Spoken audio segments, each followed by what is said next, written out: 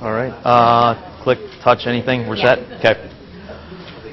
Hi, everybody. How we doing? Good? Fantastic. Peachy. Great. Okay. Can you guys hear me okay at LCC? Everyone with the bad sweatshirts, raise your hand. Good job. Okay. All right. Real quick. Write it down. Memorize it. Take notes. Whatever. I'm Al Hoon. I run our indoor training facility next to this building. As we'll go into, I do a lot more than that. But as you guys are finishing up your career here at the University of Akron, just like any teacher or anyone you come across in a professional, relationship at the university, you should keep their stuff on hand because you never know what kind of questions they can help you out with. I do a ton of stuff with resumes with my students and my interns. My current best intern right now, she just got done working for the Indians, and now she's working for the Cleveland Browns. So her decision is, does she want to work in pro football or pro baseball? So my whole hope is that she gets a job in pro football, and then she hires me, so I'm going to work for my intern. That would be ideal. But here's my information, so feel free to write it down. Contact me at any time. Okay, so a little bit about who I am and how I got to do what I do.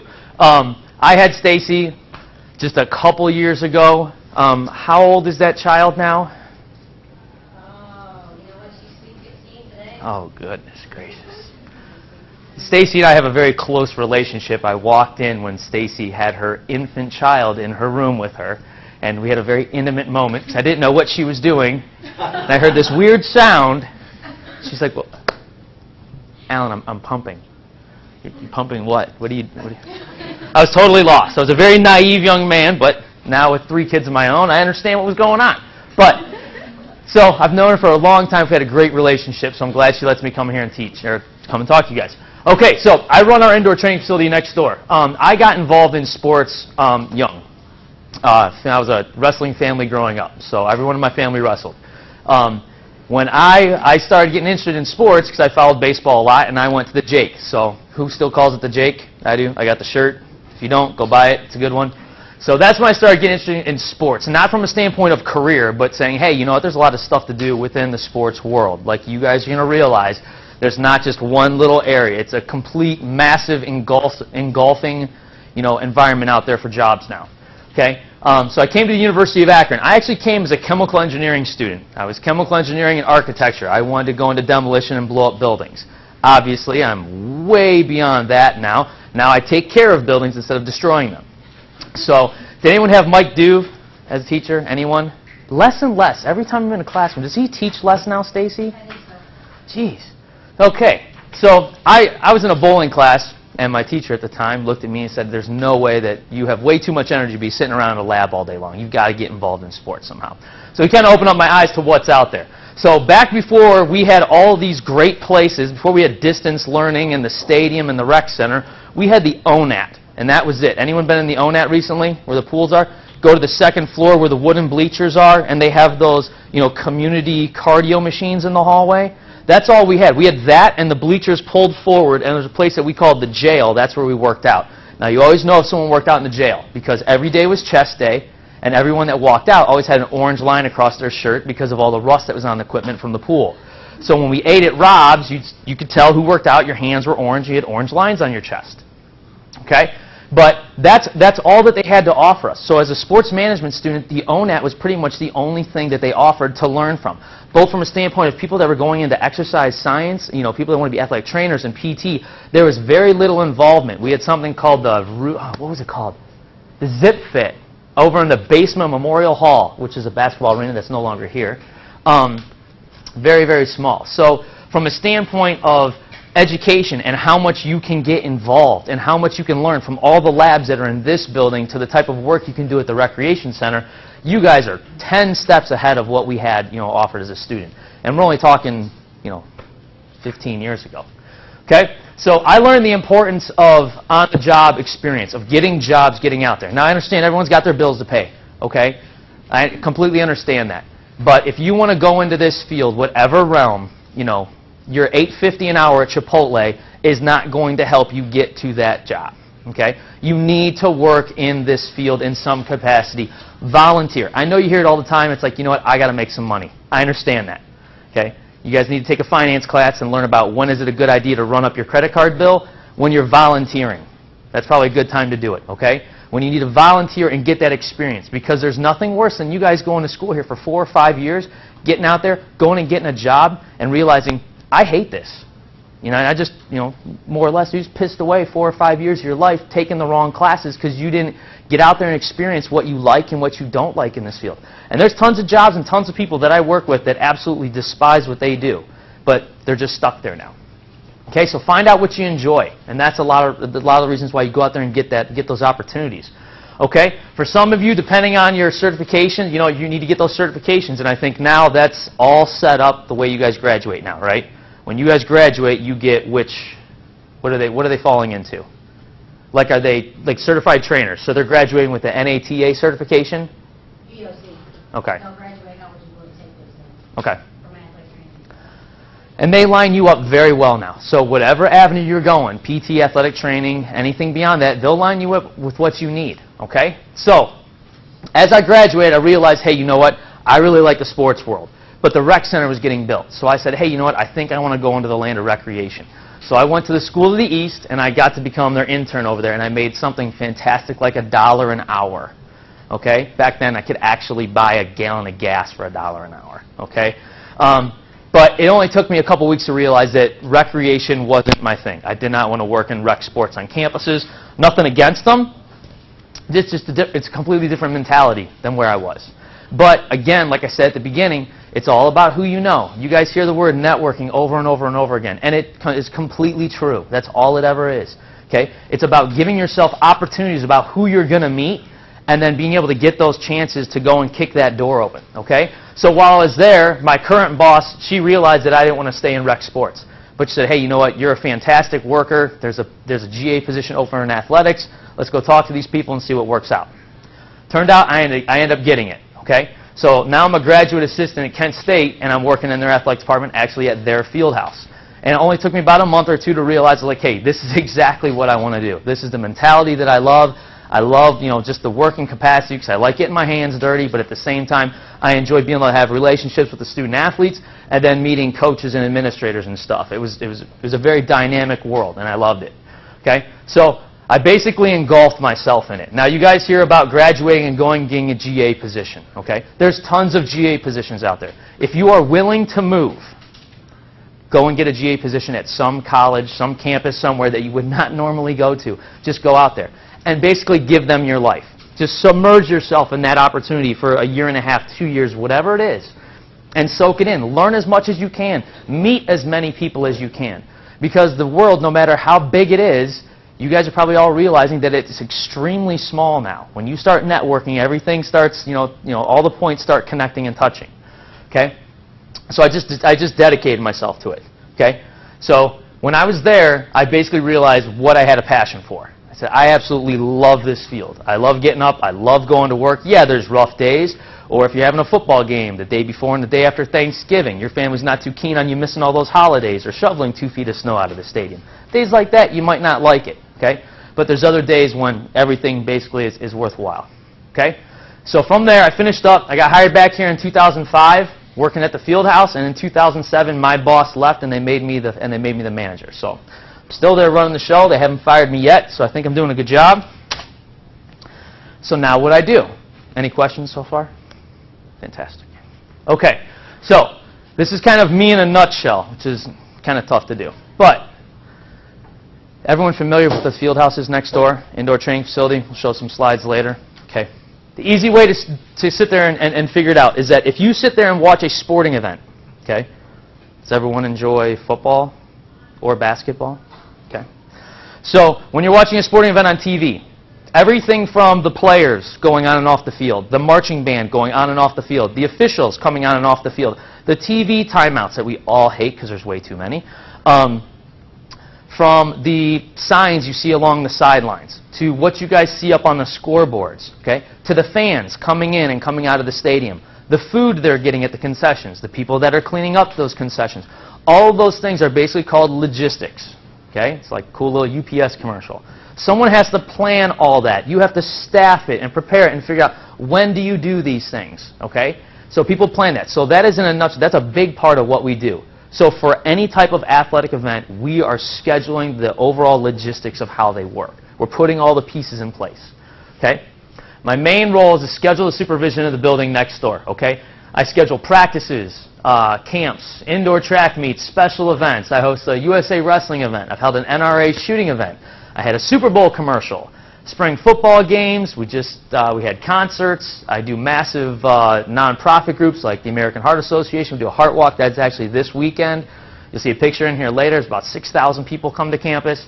And then to add on to it, did the LeBron James Family Day. You know, the welcome back. We did the Cleveland Browns Family Day. That event itself, we know will come back. Whether or not the Browns are going to dive in and take our bid, we'll find out whether or not we get Browns preseason camp on campus, which would be absolutely huge for campus. Okay? Scheduling. So I deal with all the scheduling. I put it into software. I sit there and figure out who's going to be affected by what. So there's some reasons when I can and cannot hold events. Okay? Contracting. So I deal with university legal to find out how have contracts changed, what kind of different vernacular do we need to use. Okay, what goes in there, and I just basically kind of hand it off to them. I explain to them all the different events we do, and they figure out what words to put into contracts so that the university is basically, you know, not held liable for certain things. Okay, I budget for the building. My budget's roughly about $1.5 million. So I have to sit there and budget out how much of that we use. You know, a very vast percentage of it we use on our utilities because it's a very large building. But everything from how I maintenance it, how I take care of it, my staff, their salaries, etc., are all things you have to plan out. So depending on what you want to do, you know, you're going to one day manage people. Okay? The higher you get, the more people you will manage, and you'll realize that that is the hardest thing about any job you will ever have. The toughest thing you do is managing people. Okay? We'll talk about that a little bit later because you cannot control how that person comes in every day, and that's the hardest thing about the job. Okay, so I supervise a full-time coordinator. I oversee about 15 students or so. Game day operations, like I said, the logistics of what happens, mainly for football, indoor track meets, and outdoor track meets, and then obviously any special event that I hold. The north end zone complex, you guys can see where the football team usually runs out, that brick building in the end zone. Okay, on the first floor is a halftime training room, which we double up as a rehab room. We have a main athletic training room over there. We got a soccer locker room for both men and women, baseball locker room, softball locker room, and an equipment room. Okay, so as you guys can imagine, if you guys were athletes in high school, how messy your locker rooms were. Okay, I have to stay on top of 4 teams about keeping their locker rooms nice. Some are better than others. Okay, but we got to keep it nice because we always have tours. We have different people coming through. We have recruits that are coming through nonstop, administrators that are walking through. So making sure that they're keeping it nice. So basically, I have a whole bunch of small homes that I have to keep nice, in our athletic venues. Big thing, overall security, aesthetics, and general maintenance. You have to take care of the buildings. And when you take care of them and you maintenance them correctly, they're going to start looking nice. So then focusing on the aesthetics of it. Okay? You want things to look great. Okay? There's certain parts of our buildings that are holding up fantastic. You'd never be able to guess they were 10 years old. There's other part of them that we're dealing with that are falling apart, and we need to address those drastically, but the problem is depending on how much money you have to spend on it. And then the overall security, okay? I believe that absolutely everything can and will walk away unless you chain it down or bolt it to a table. It's not really a great way to live, but usually when you're working in an environment that has a lot of very expensive items, okay? Basically, the toughest thing I tell all my students is that it takes a long time to earn my trust. Okay, you start working for me, I don't trust you off the bat. I rarely trust anybody. I trust myself, and I trust about 3 or 4 other people that I work with. But outside of that, you have to earn it. And there's nothing wrong with that because we're in an environment where there's a lot of things that can go missing and stolen. And unfortunately, one of the things that we have to do in our jobs is make sure that we cut down on those kind of things. So my main job in athletics is I'm in charge of all the security cameras. So we've got about 150 security cameras in the stadium. I've got about 40 or 50 in the field house. Coaches and athletes are always like, hey, I'm looking for something. And I'll pull up a camera and say, well, there you are. This is where you put it, and then this is what happened to it. Like, oh, I didn't know there was a camera there. So you always catch people when they're not paying attention. Usually I don't have to deal with it too bad, but at the same time, it's also there to cover your butt, okay? Because if something happens, you can pull up a video and say, hey, this is exactly what happened. Legal loves it because they can pull it up and, pictures don't lie. It is what it is on a video. But they come in handy. And then obviously with maintaining the aesthetic integrity, Create a safe and secure and training environment. Okay? So outside of everything I just spoke of, my main goal is to make sure that all of our athletes and any users of our facilities have a safe, enjoyable experience. Okay? So that's everything from all of my college athletes to any of the intramurals that come in and train in our facilities when we have intramural opportunities, to when we have club sport opportunities, to when I bring in the general public and we have special events in the facility. I want everyone to have a safe, enjoyable time. Whatever their event is at our venue, we're there to make sure that everything is up to par of what it needs to be. And at the same time, that I'm teaching more and more people about now, is that not only do you make it safe for those people, but you have to be able to turn around and make sure it's safe for the people that are coming in right after you. So you got to turn the building around or turn around your stadium so that the very next morning people go unnoticed, that they have no idea what went on. So when I have a football practice at 10 a.m., they have no idea that we had 4,000 people and chairs and a stage on their football field for LeBron James just 7 hours before. So we have to be able to turn that around. Now, it worked out. It was great. It wasn't the way I wanted it to, but it worked out. But now we have a benchmark to sit there and look at events for the future of how do we need to do them and what kind of corrective actions we need to make. And that's the biggest thing. No one's going to jump down your throat, at least they shouldn't, for making a mistake. It's when you make the same mistake the second time. That means that you weren't putting through enough effort to pay attention to what those issues were to put in the corrective measures. And that's the big issue. People are going to make mistakes. I understand it. You get frustrated when people tell you what the mistake is that you're going to make and you don't heed their warning. But then after that, if you simply just make a mistake, pay attention to what you can do better next time and fix it. And just don't make that mistake again. Okay, so facility operations, when you're taking care of facilities and managing them, it's a combination of event management and facility management and planning ahead. Again, you cannot plan enough. And we plan for everything under the sun. Okay? Any possible thing that can go wrong or happen, we try to plan for it because then we can at least have something ready to potentially implement. Okay, so this weekend, one of the biggest things we're planning is the American Heart Walk. Heart Walk will bring about 6,000 people on campus at one time into the field house. Okay? The field house isn't intended to handle that type of people. Okay? If you have 6,000 people, first thing in the morning, you wake up. How many have your nice cup of coffee? There should be more. You guys should all be. What are you guys drinking? Those Monsters and stuff? Coffee. It's the key to life. I love it. It's great. Have about a pot and a half a day. It's probably another reason why I move around up here. But I have cut out my Diet Dew. Okay? My students told me that if I had Diet Dew with my coffee, it was too much for them to handle. So I cut back to just coffee. So, this little working experience. You wake up, get out of bed, throw on your clothes, have a pot of coffee, and you're going to an event. What do you think is probably the first thing all of those people are going to need to do when they get there? Have to pee. Okay? 6,000 people in an event. You can imagine that on average, let's say it's 50-50. That's 3,000 women. Do you think that the training facility next door has nearly the capacity of restrooms to handle 3,000 women wanting to go to the bathroom? No, not at all. Very few facilities can even handle something like that. Unless we're out here in the stadium, we have all the restrooms, which that's kind of how we deal with the logistics of how we get it ready. So it's things like, working with the organization to rent a whole bunch of porta-johns, to line them up, just to have people ready so when they're coming in, you're putting them in the right direction. Because again, we're focusing on people enjoying their experience at whatever venue they're at. So we want their event to go as successful as it can. So we think of these things ahead of time. Okay? You need to understand what the needs are for events. So when you're planning events, which you guys have all done, you've probably planned some type of soiree at your home, or maybe a little kid's birthday party. You're planning what the needs are, okay?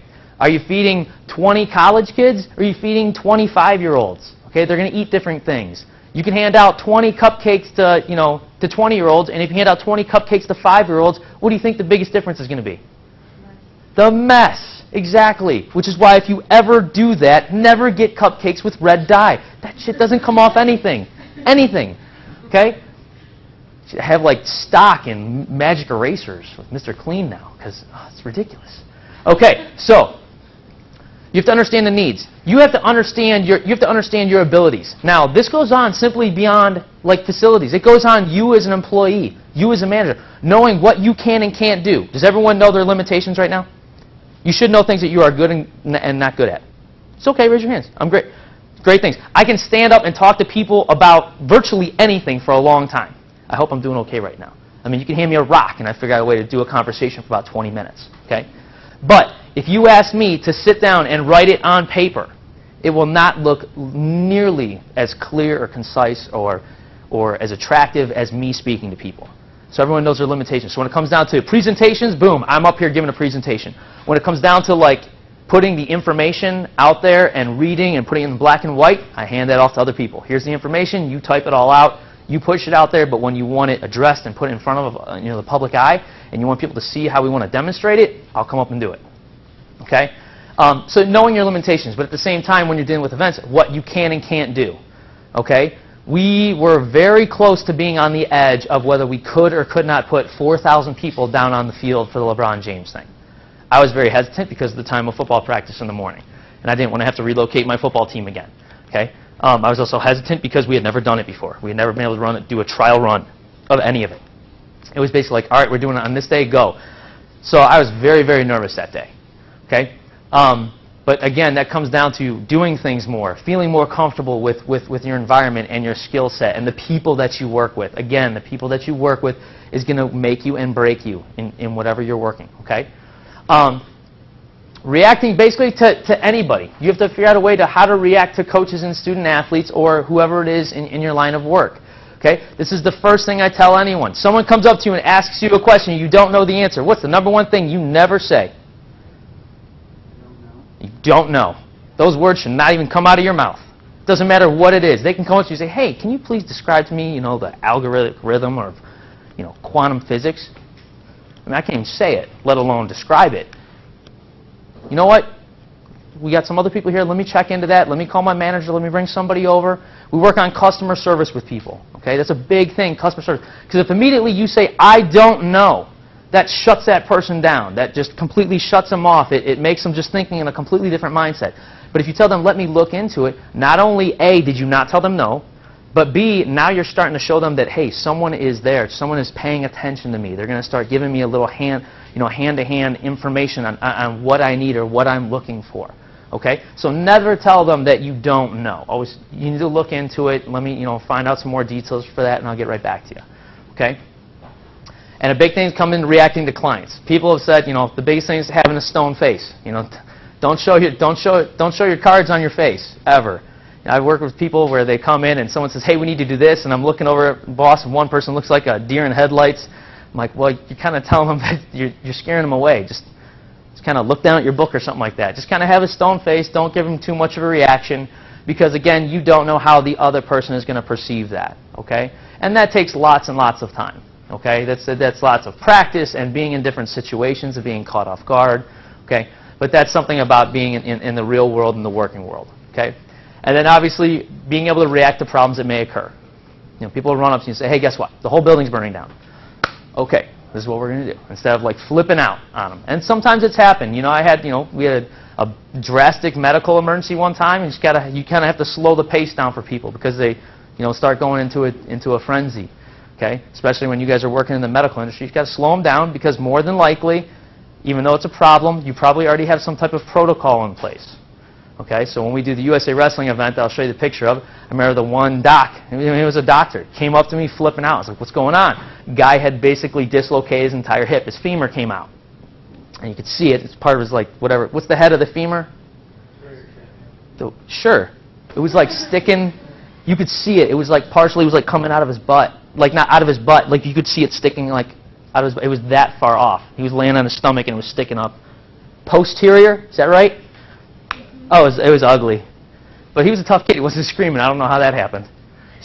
But the doctor was flipping out. So I was like, calm down. I was like, we have our medical staff. This is how we bring them in. And he was trying to change him. He said, no, we have a standard protocol. This is how we address medical emergencies.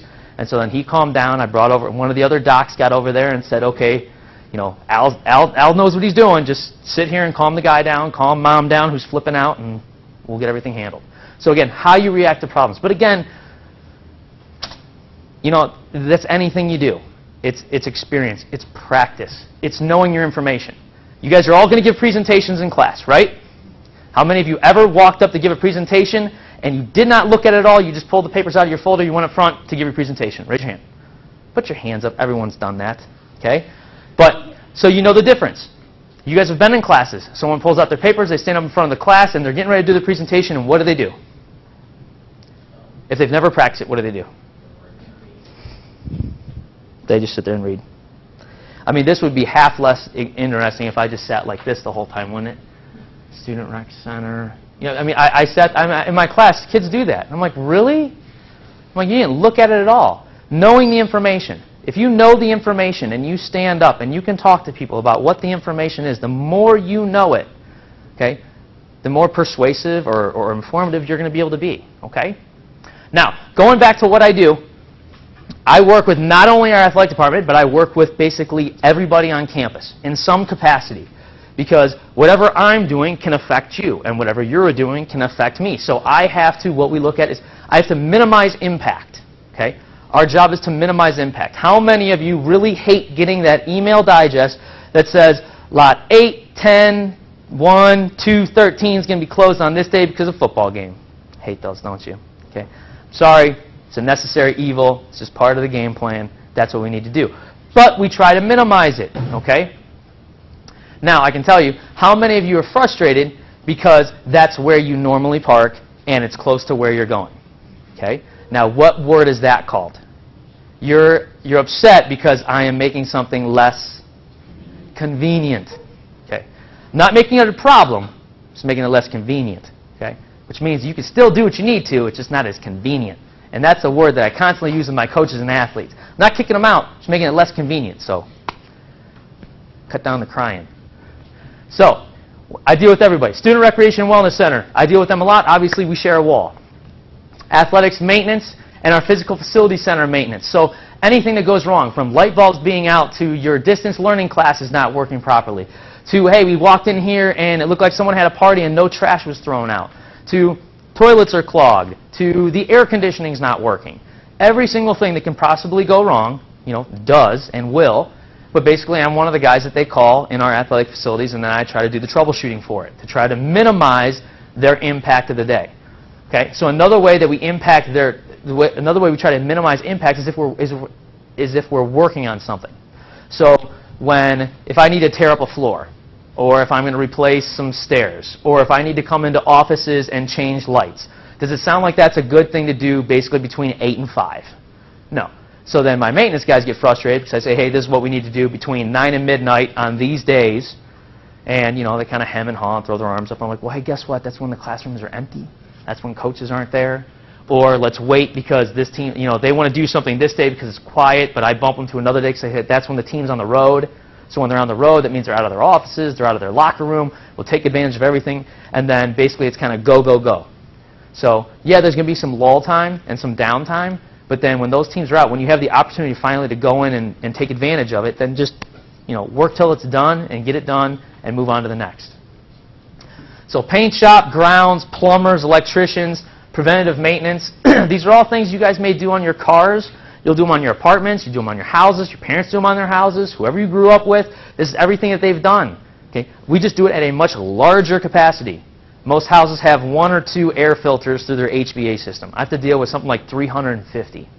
That's a lot, okay? Especially when one room I go into and I can tell the air vent hasn't been changed in a long time, and I pull it out and you can shake the dust off of it. Well, that's not good because that means that all that stuff's getting blown into the room, whatever, however that room's getting used. Okay? So that's not being as efficient. So going through preventative maintenance measures, making sure that everything's getting taken care of the way it's intended to, will help things last a lot longer. Okay? Same concept as changing your oil every 3,000 miles. It's going to make your car last longer. You may not see the necessary evil of paying that $30, but it's going to help out. So, here's the field house. It looks very pretty right now because this picture was actually taken in 2004 when it first opened. So it's nice brand new turf. It's a nice fresh paint job on the track. Very clean, no spills. No one had thrown up on the track yet or gotten into food fights or water fights or anything that I have to deal with after that. So I liked it. Hopefully we get new turf this spring. We'll see.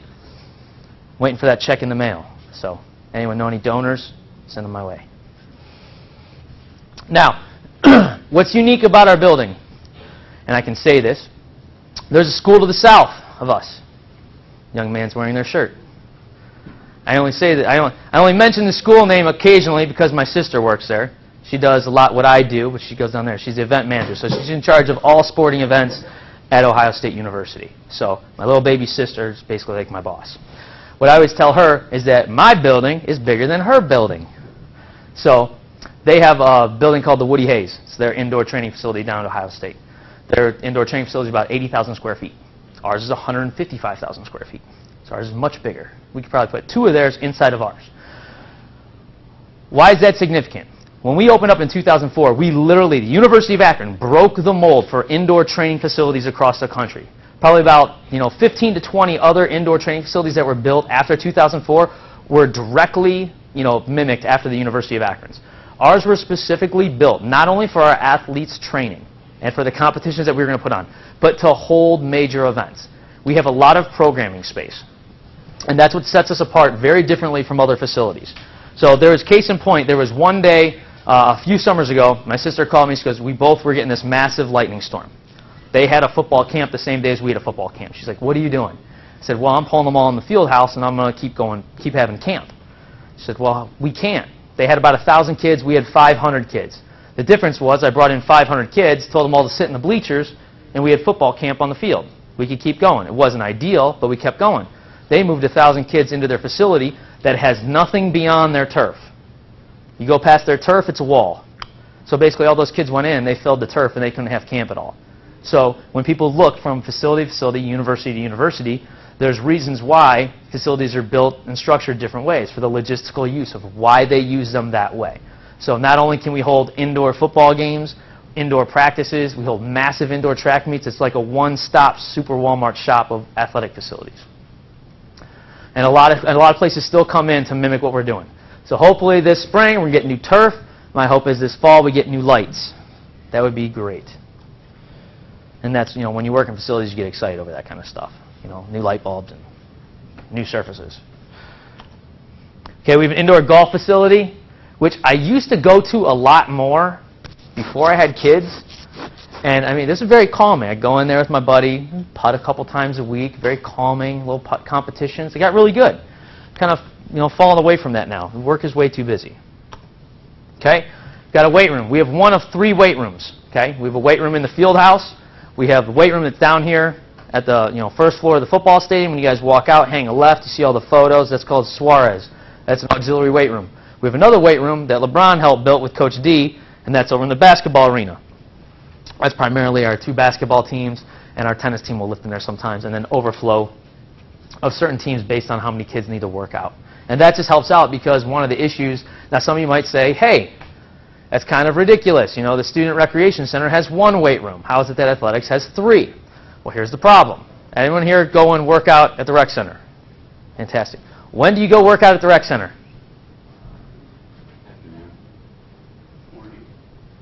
So you get to work out when? Whenever you want. Okay?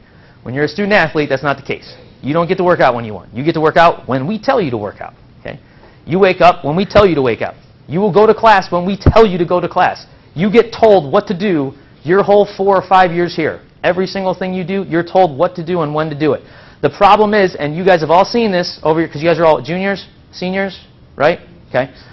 How hard have classes been to schedule? You've seen a change from your freshman year to your senior year. They're not offered. There's usually no classes on Fridays. So now your Tuesday and Thursday classes or your Mondays and Wednesday classes are a lot longer now, right?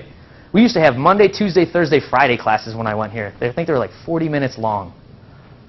You come in, sit down, say hi, boom, back out. But because of the constant changing class schedules, and you guys have noticed how tough it is to get into classes when you need them, now, not only do we have, with our students and athletes, we have to schedule that so you can get an entire team together. God willing, they have good schedules and they don't have like a crazy nurse or, because nurses have crazy schedules, their classrooms. And then if you have someone that's in the engineering department, they have a crazy schedule. So getting them all together so that they can work out together as a team. And you do that times 18 varsity teams. So that caused a demand for us to have multiple weight rooms so that we can help, handle like the different schedules of each one of the sports. So from the picture of the nice clean building to a busy building when we're doing track meets, again, getting everything set up, I have to manage and schedule. Getting everybody in there, manage and schedule. Cleaning it up so that 2 hours later when baseball has practice, they have no idea that I had a track meet with 1,000 people there earlier in the day. Okay? Those are the type of things we have to do. Here's a USA Wrestling event that I said we hold. Bring in, what is it now? 3, 8, is that 14, 12 mats? 12 to 14 mats. I think this year they want to put in 16. But it's a national tournament. So you have a high school age, they call cadet, and then we have the university level, which is basically anyone from 18 to 26. And it's a precursor for, like this year, it was a precursor for World Team Trials. So we bring in about 4,000 athletes for about a total of 3 to 4 days. They love it here. They took it out of Chicago and Northwestern, and they brought it to Akron. You know, most people come in, they say, this is ridiculous, you guys don't even have a wrestling team. And I said, well, I love the sport, so this is the closest I get to it all year. So I get to bring it in my building, we have it. Now they love the city of Akron. Now this is where our job kind of expands beyond the university. This is huge. This is a $1 million economic impact for Summit County. $1 million off of a 3-day event for wrestling. Okay? Imagine, where do you think all that money comes from? It's a national event. So where do you think Summit County is getting all their money? Hotels. It's a lot of hotels. Food, restaurants. It's national. Where are they coming in? Akron, Canton. Tons of flights. And then when they're here, how do they get around? Driving. Car rentals. Tons of money. So the county absolutely loves this event. And they want to bring more and more stuff to Akron because it is so much cheaper to fly in. You can fly into Cleveland, you can come into Akron, Canton, you can come into Columbus, you can come into Pittsburgh, and you can drive to Akron. And costs of hotels, flights, and car rentals are drastically cheaper than if you were flying into New York or Chicago or something like that. So they're noticing teams and events are getting larger and larger when they bring it to Northeast Ohio. So that's happening everywhere. You know, Cleveland is getting a lot of things. That's one of the reasons why we got the gay games this past summer, because of the amount of money, how inexpensive it was for all those people to fly in and stay for such a long time, you know, with the rates that we have here in Northeast Ohio. So we have a great opportunity to keep doing more and more things. So my next goal now is to bring in a national volleyball tournament where we set up like 30 courts. I want to do that in late spring. The toughest thing is with my buildings, I don't have air conditioning, so I cannot guarantee building temperature. I can only guarantee that's going to be what it is that day. So that's about as close as I get. Is that on the list ahead? No. That's we looked one weekend. They wanted to do a dinner with 3,000 people for SUMA in the building, and we were going to bring a semi truck with an air conditioning unit on it. And basically, what it do is it would line up to, you see the doors back here. Basically, it would just kind of encapsulate a couple of the doors, and it would basically pump in air conditioning. So to lower the building, not to a thermostat, but to lower the building temperature 15 degrees off of whatever it is going to cost us something like 10 grand for one day. So that better be like a $1,000 plate dinner or something like that. So, you know, those are things. I put out the options. I show people what you can and can't do. And you see, because there's not very many places out there that can handle a 3,000 person dinner. I think they end up doing something down at the Knight Center because you have to move it into a convention hall, basically. Oh. What's the usual temperature in there? It's a balmy, rainforesty 78. Mm-hmm. Is that a good description? Balmy, very sticky. You can swim through it. It does. We don't get that hot too much in the wintertime. You know, if the polar vortex is hitting, we were happy to keep it at 70. The coaches were crying because I had it down to about 65. And I was like, well, you know, half your athletes are in spandex, so throw on a shirt, throw on some sweats, and you'll be fine. So, but, I mean, that's a tough thing. It's roughly, the cubic feet, I think we're right around 3 or 4 million cubic feet. So it's something like I can fit about 40 residential homes inside there. So think about what you guys pay per month in heating. Not in your apartment. Maybe talk to your mom or dad, what your house costs. Multiply that by 40. My monthly electric bill is around 8 to 10 grand. So it adds up quick. But again, you know, my goal is not only to bring something like this in, but the backside of it is it's great. People come in, they see it. You know, a lot of people don't understand the type of work that goes into it. But to make the building look good on the backside, so that when people come in Sunday night at 8 o'clock, they have no idea that that event went on there all weekend long. They just see the nice, clean field house, and no one's the wiser. And sometimes that's the tough thing because based on season. So this thing goes on during, we said Labor Day, Memorial Day. So this is Memorial Day weekend. So Memorial Day weekend, where are all of you? Normally. Not here, right? Why? Because the semester's out. Who works for me? Students. So I have no students. So it's very hard. So I have to bring in different groups to work for me. So when I'm planning big events, those are the kind of things we have to plan for. You know, everyone likes Maction. Nothing like having 4 football games and 4 straight Tuesdays in the month of November. Jeez, that's ridiculous.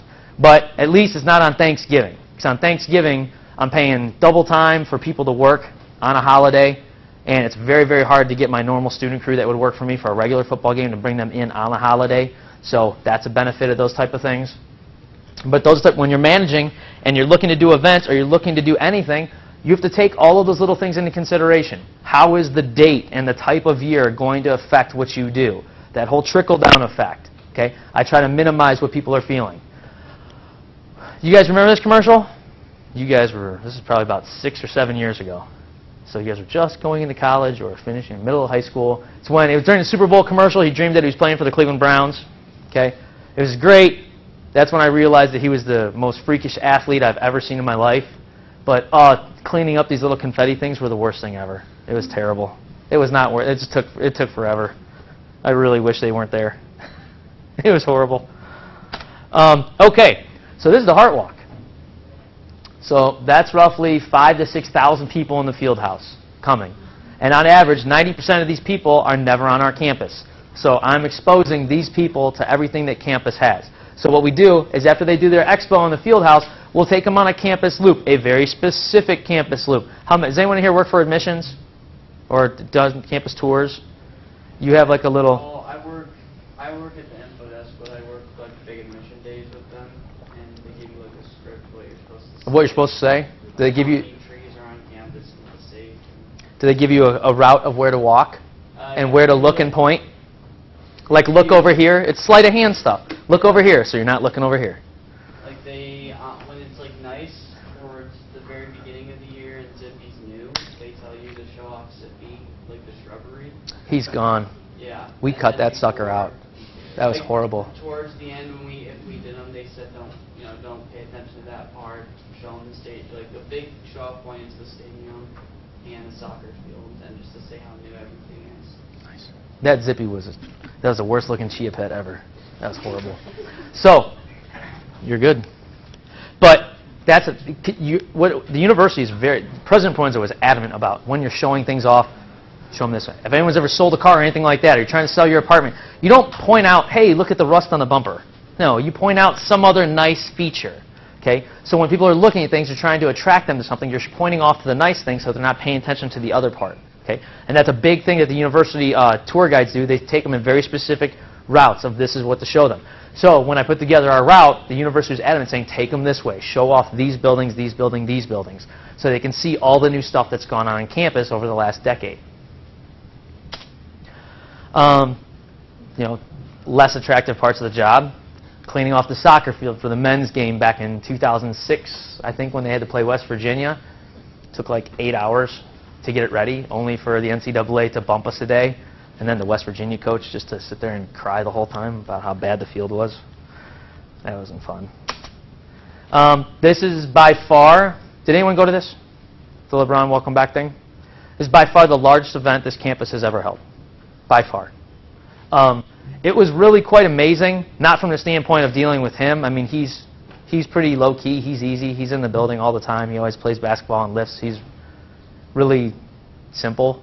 Now he's a dad. I mean, now he's a dad, so when he was in the building and his wife was there, they're getting ready to have a little girl, and his wife, like, when they come by, like, I get everything set in the office, and it's like saw my daughter's picture, and she's like, oh, you have a daughter? I'm like, oh, yeah. So me and his wife were talking about, kids.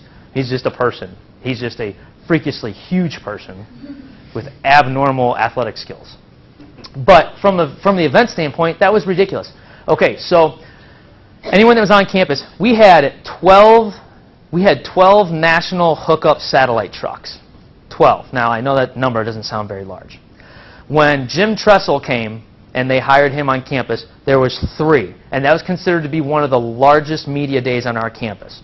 My little sister, she works at School of the South, when they held one of the biggest national games, I think it was probably 5 years ago when Texas came, it was their first night game, they had 10 international satellite hookups. And she said that was absolutely insane. We had 12. It was ridiculous. The amount of media attention that our campus got was absolutely just surpassed anything that anyone could have ever imagined, and it will probably never be matched by anything. But what it did was it gave us a great benchmark. It lets us know that, yes, we can hold a concert in this stadium, which more than likely is what we'll end up doing. I don't know who, I don't know when. I can guess it'll probably be somewhere in the May time frame or early June. But we will end up putting on a big concert where they want to try to bring between 20 to 30,000 people in the stadium to watch a concert.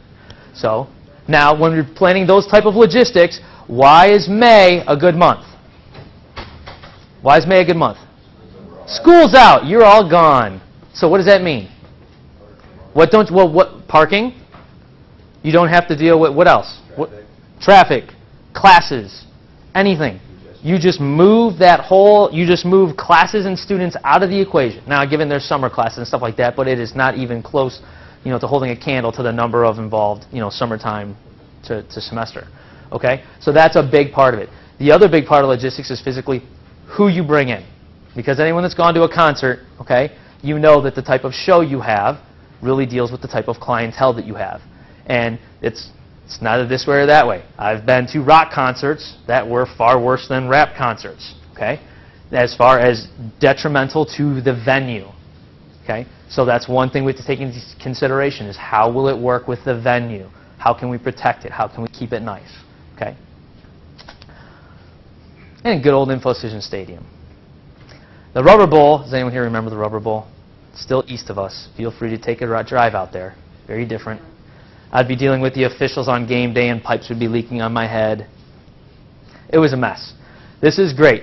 We have by far one of the best stadiums in the country because of amenities per fan. Okay, now what amenities per fan means? It means that the number of restrooms in the stadium per fan, and I'm not saying per like what you see there, but I'm saying per how many seats the stadium holds, okay, is basically at the top 5% in the country. So that means the amount of restrooms we have to the total number of fans that can be in the stadium, we're at the top of the country of having the most possible restrooms. So that means that shorter lines. The most number of how many possible points of sale for concession stands is up there. So we're trying to cut down the suites that we have there. The ones that they have at Ohio Stadium at Michigan really are no nicer. They might be bigger and they might have a lot more, but the type of things that are in them, the type of seatings and coverings and countertops and the type of televisions that are pretty much all exactly the same. We just have it at a different scale. So for the University of Akron and for our level of university, we are pretty much at the top tier of stadiums for our size of university. And it helps us out because obviously if we didn't have this stadium, we wouldn't have had the Welcome LeBron event, which is by far one of the largest events we've ever done. Okay? We wouldn't have had the Cleveland Browns Family Day. We most certainly would not be in contention of hosting the Browns preseason training camp if we didn't have something like this. So those are the type of things that outside of just our football team, okay, those are other things that are being brought to our campus because we have the appropriate type of facility. And that's ultimately what the vision and goal of the president and the athletic director at the time was when we were building the stadium. And it takes a lot to get a lot of those people in there. And a good old jar. It needs a lot of love. Okay, it needs a lot of love. Our basketball team plays really, really well, and we need to have a better basketball court for them. You've got to get them a new surface, which I think we're going to do this summer. And there's everything from the potential arena in downtown Akron to whether or not we renovate this one. I think that stuff's still all up in the air. Because I think they had a levy or something trying to figure out how they're even going to pay for it. And I know that the majority of Summit County doesn't want to pay for an arena in downtown Akron that very few people would actually go to. So if you wrap that all together, okay, you never know who you're going to meet, okay? You never know who my connections are to any of you. Meaning, like, if you guys want to get a job somewhere someday, I might know the person that's there. You never know, okay?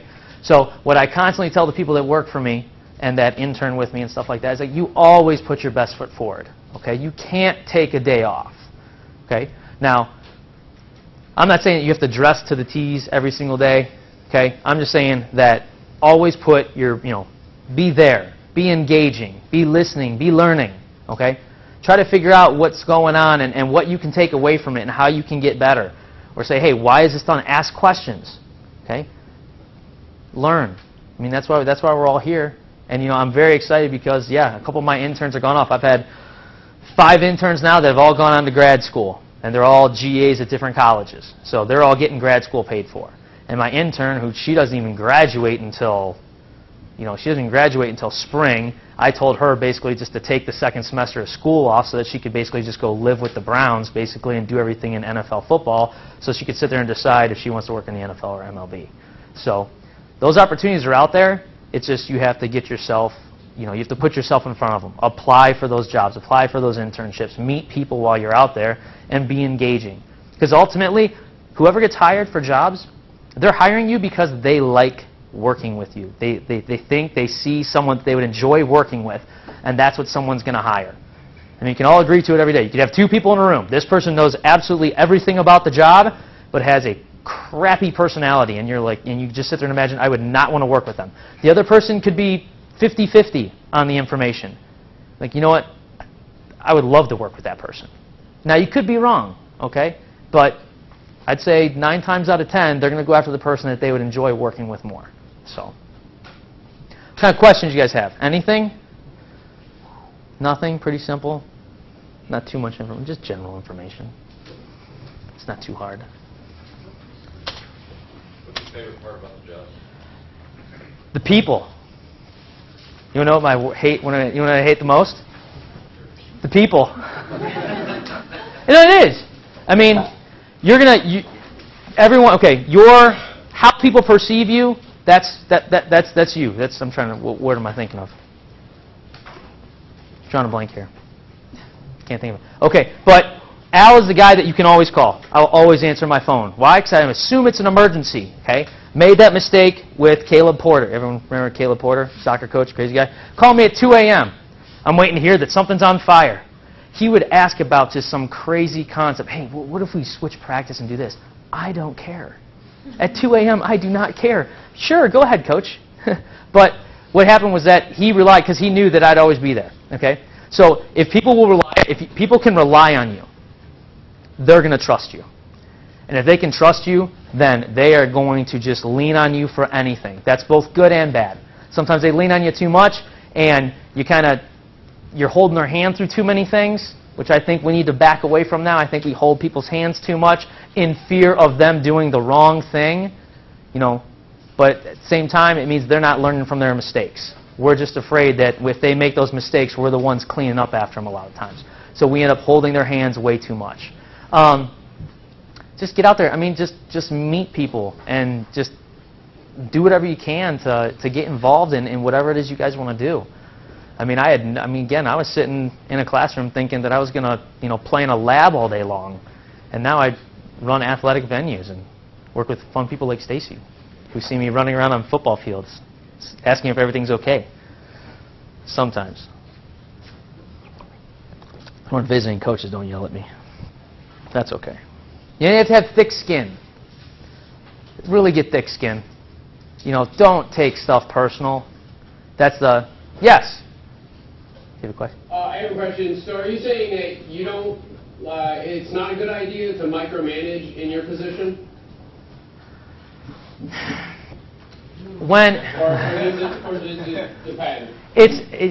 Every single day, every scenario you deal with is going to give you something different. Okay?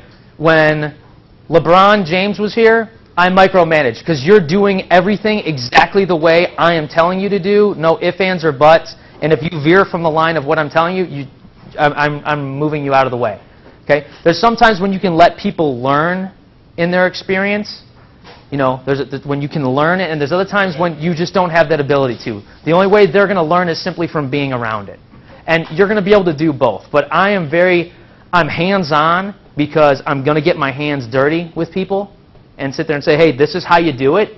But then after I show you, I expect you to know. Feel free to come back and ask me questions, but after I show you how to do it, please show me that you were paying attention. And then I want you to do it on your own. Because again, if you're only working for me, if you're only interning for me for a semester, I want you to be able to go on to something else and be able to kind of regurgitate that information and be able to do it on your own. And someone's going to see you and say, hey, wow, this is fantastic. You learned how to do this, and then you kind of take it on your own. So yes, you are going to have to micromanage sometimes. But at the same time, if you don't trust your staff, if you don't trust your staff to do things on their own, you're gonna burn yourself out in whatever job you have. You're gonna burn yourself out way too fast. Thanks. No problem. Pretty simple. That's it.